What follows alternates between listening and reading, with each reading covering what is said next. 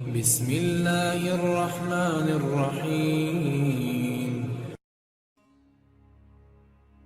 شیش کا مطلب ہے اللہ کا دیا ہوا تحفہ۔ آدم علیہ السلام نے ان کا یہ نام اس لیے رکھا تھا کہ حابیل کے قتل ہو جانے کے بعد اللہ نے انہیں شیش عطا فرمایا۔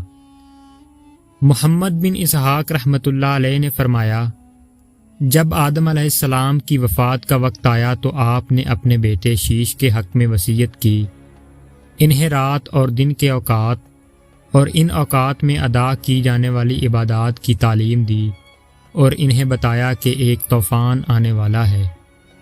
کہتے ہیں کہ آج کل جتنے انسان موجود ہیں ان کا نسب شیش علیہ السلام تک پہنچتا ہے۔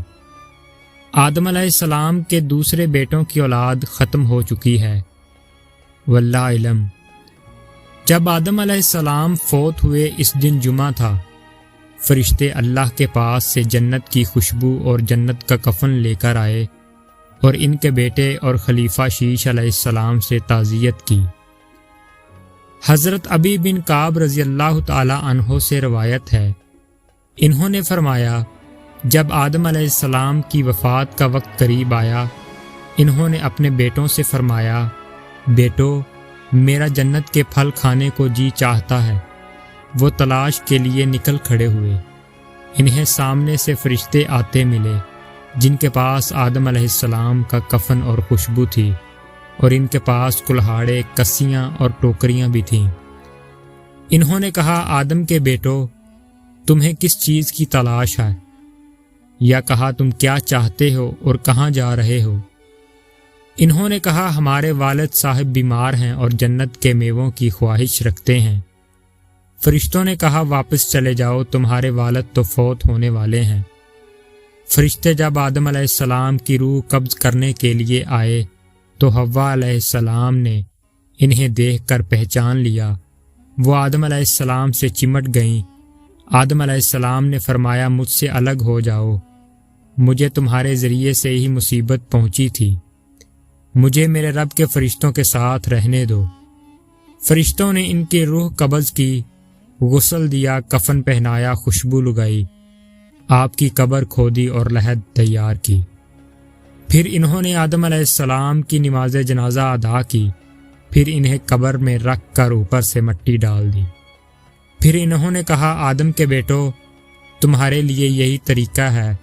حضرت آدم علیہ السلام کہاں دفن ہوئے؟ اس میں اختلاف ہے۔ مشہور ہے کہ انہیں ہندوستان کے پاس سری لنکا میں اس پہاڑ کے قریب دفن کیا گیا جہاں انہیں جنت سے اتارا گیا تھا۔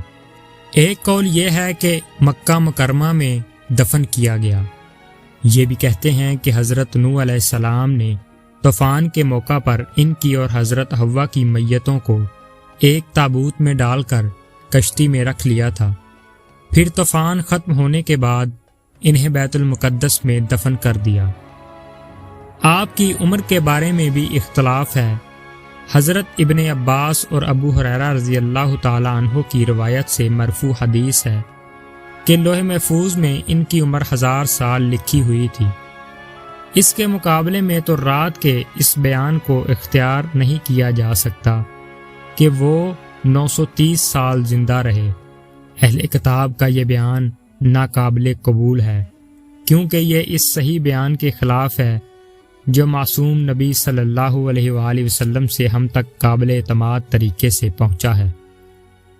ویسے ان کے قول اور حدیث میں مطابقت بھی پیدا کی جا سکتی ہے، تو رات کا بیان اگر غلطی اور تبدیلی سے محفوظ رہ گیا ہو تو اس کا مطلب ہوگا کہ آدم علیہ السلام جنت سے زمین پر آنے کے بعد 930 شمسی سال زندہ رہے۔